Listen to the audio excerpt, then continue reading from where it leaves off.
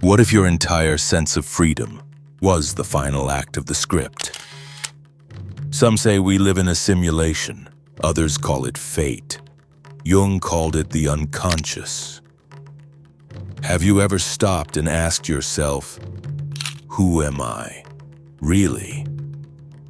Not the name they gave you, not the job title, not the sum of your goals and fears. I mean you, the one behind the thoughts, the one before the noise. Or did you never get the chance to ask? Because by the time you were old enough to speak, the answers were already handed to you. Be nice, be smart, be strong, be useful, be quiet. From the moment you took your first breath, a script was placed in your hands. Not written by you, but by parents, teachers, churches, media, school books, even fairy tales. Before you knew how to choose, they already told you what to chase: approval, achievement, security, love. But only if you behaved. They called it guidance. But what if it was programming? What if the life you're living isn't yours, but a performance of someone else's expectations? From birth, you were shaped, not raised. Shaped to be acceptable, shaped to be impressive, shaped to be manageable. And that shaping, it carved itself into your nervous system. You learned to smile when you were hurt, to achieve when you were exhausted, to perform when all you wanted was to be. And worst of all, you started believing it was your choice. You began chasing grades, trophies, relationships, and paychecks. Not because they made you whole, but because they kept you from feeling unworthy. We call it success, but it's often just obedience dressed in ambition. Because the fear of being not enough is the most effective leash ever invented. Ask yourself, why do you want what you want? That car, that body, that lifestyle, that relationship. Is it truly your desire or just a hand-me-down dream sold to you by billboards and broken people? Carl Jung once said, the greatest burden a child must bear is the unlived life of the parent. But it's not just parents, is it?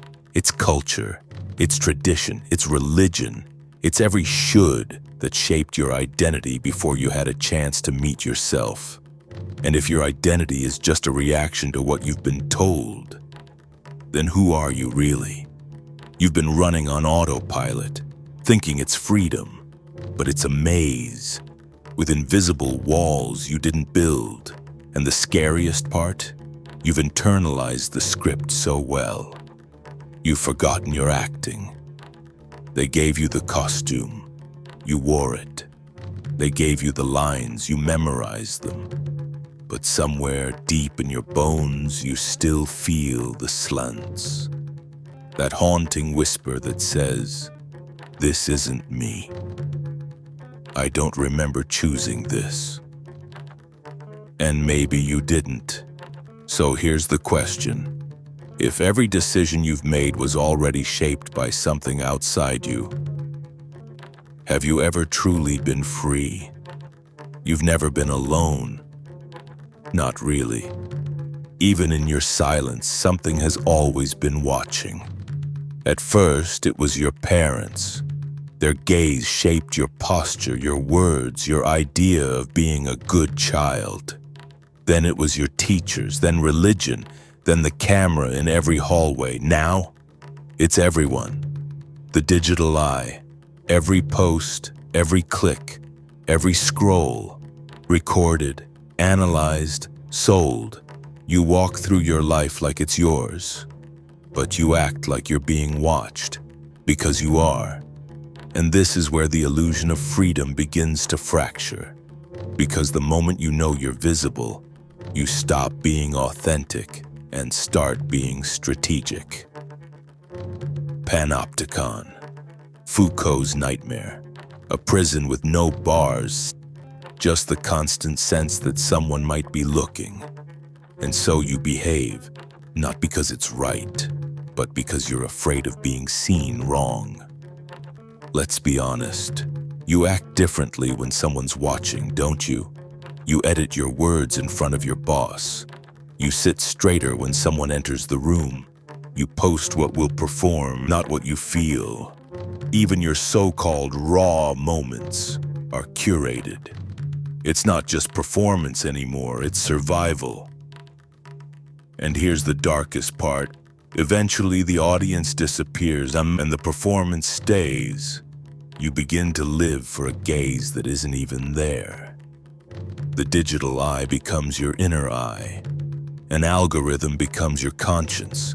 You think you're choosing, but what if your choices are just reactions to being observed? Freud called it the superego, the part of you shaped by parental voices, by law, by shame. It watches, judges, censors, and in this modern world, it's no longer just in your mind, it's in your phone, your feed, your mirror. You're not just observed, you are programmed to observe yourself. But here's the question. If you only behave when you're being watched, who are you when no one's looking? And deeper still, is there even a version of you that's untouched by the eye? We go further. We dive into your decisions, the ones you think are yours, the ones you swear come from within. But do they? Because science and philosophy have a different story to tell. Are you ready for that? Then let's step into it. You feel like you choose what to eat, what to say, what to believe. But what if you're only watching while your mind decides for you? In 1983, neuroscientist Benjamin Libet ran a now infamous experiment. He asked people to press a button whenever they felt like it, and then he tracked their brain activity. What he found changed everything. The brain initiated the action before the person became aware of the choice, not by milliseconds, by seconds. The conscious decision came after the brain had already begun moving, which means you don't choose, then act. You act, and then you tell yourself a story about why. That story is what you call your will. But it's not will. It's a cover-up, a narrative your brain constructs after the fact to make you feel in control. But if your decisions are made before you even realize them, what does that say about your freedom? What does that say about your identity? Freud once said, "You are not the master in your own house." And he was right. Because long before your eye speaks, a storm is already moving underneath. Ancestral fear, cultural rules, conditioning from parents, religion, school trauma, all of it scripting your response before you even enter the room. And you think you're free because you feel a moment of pause, a sense of, "I chose this." But what if that pause is just the illusion of authorship? Think about this. What do you desire? Now ask yourself, where did that desire come from? Was it planted, shaped, sold to you in a language you didn't even know you were learning? Desire itself might not be yours, and if desire isn't yours, then what is? You see the problem now, don't you? You've been living a life built on choices, but those choices may not be your own. So here's the existential fracture, the one you've been avoiding. If every cause has an effect, and every effect becomes the next cause, then where is the freedom? Are you just a domino tipping into the next reaction? Camus called it the absurd, a world that promises meaning, but delivers silence. And yet we keep choosing, even if that choice is an echo, even if the echo is ancient.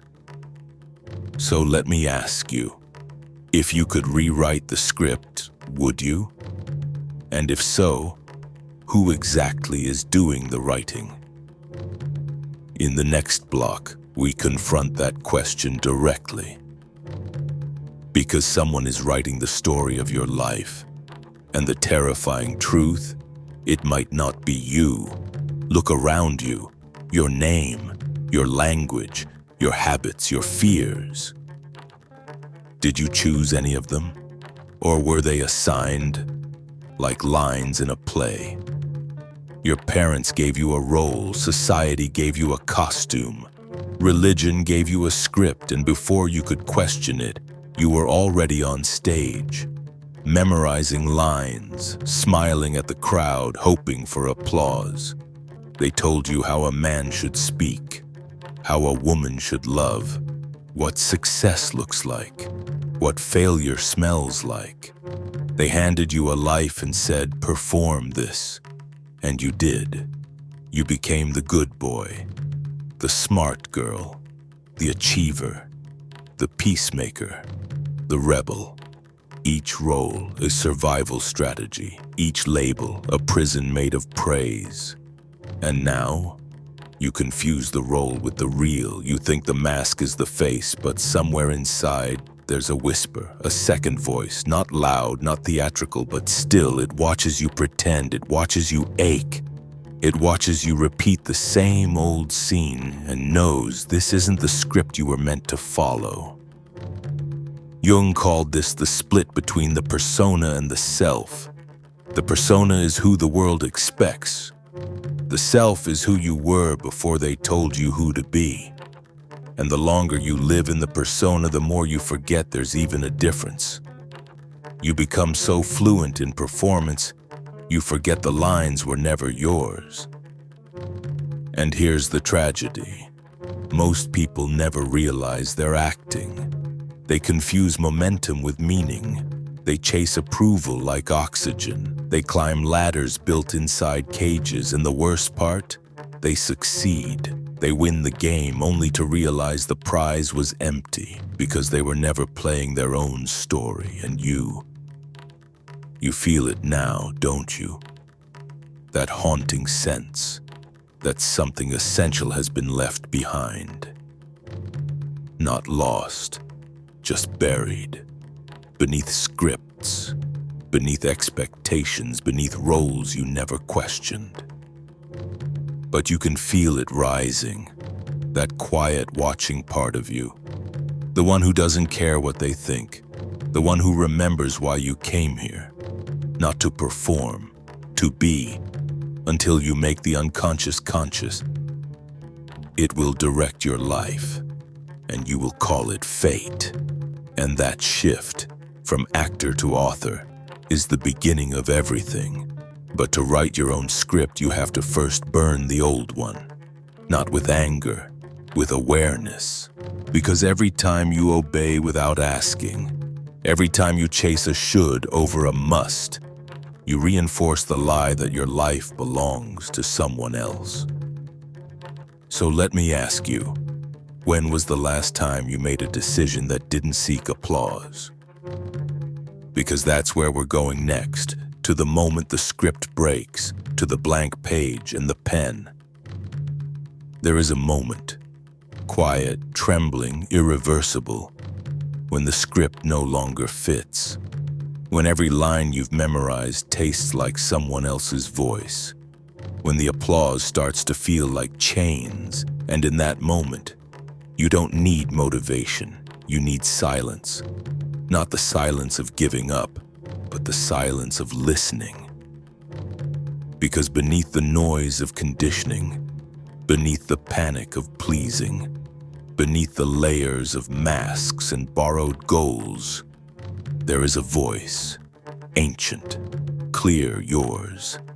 And it doesn't speak in fear, it doesn't ask for permission, it doesn't beg for likes or understanding. It says only one thing. Right. Not what they want, not what they expect, not what makes sense in the algorithm of your culture, but what burns, what scares you, what liberates you, because you were not born to play the main character in someone else's story. You were born to tear out the page and start again. Every tradition you inherited, test it. Every belief you carry and question it. Every rule that shaped your identity, set it down and ask, does this belong to me? Because maybe freedom isn't a door that opens. Maybe it's a script that stops, and in the space that's left, the blankness, the void, you don't find chaos. You find authorship. You find the hand reaching for the pen, not to rewrite the past, but to reclaim the future, not to explain yourself, but to embody yourself, because the world doesn't need another well-behaved actor. It needs a generation of awake, raw, untamed authors, people who've burned the script, people who've stepped off the stage, people who can look at the eye of God, the system, the machine, the mirrors, and say, I see you, but I don't belong to you. You want freedom? It's not in rebellion, not in perfection, not in some distant future where you've earned enough worth to finally breathe. It's in one act, ownership of your breath, of your silence, of your direction. Write your life like no one's watching. Because maybe they never were. Maybe the eye of God was never above you. Maybe it was waiting inside you for you to stop performing and finally begin, not the next role, but the first real page.